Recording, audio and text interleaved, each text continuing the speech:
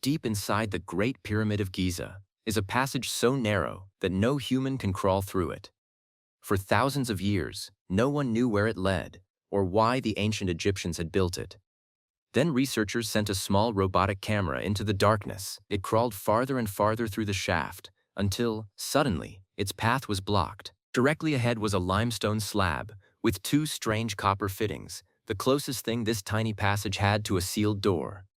Researchers eventually managed to look beyond it, into a space that human eyes had not seen for roughly 4,500 years. But what they found on the other side didn't solve the mystery.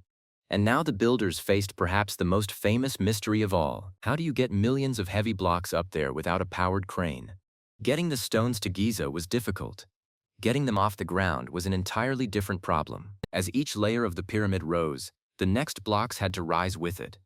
There were no powered cranes waiting to lift several tons of stone into position. So the Egyptians had to turn the construction site itself into a machine. Researchers eventually drilled a tiny hole through the stone and passed a camera beyond it. But there was no treasure chamber waiting on the other side.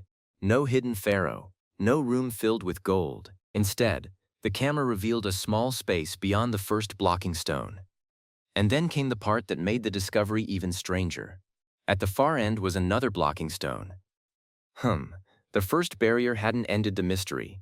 It had simply hidden another barrier behind itself.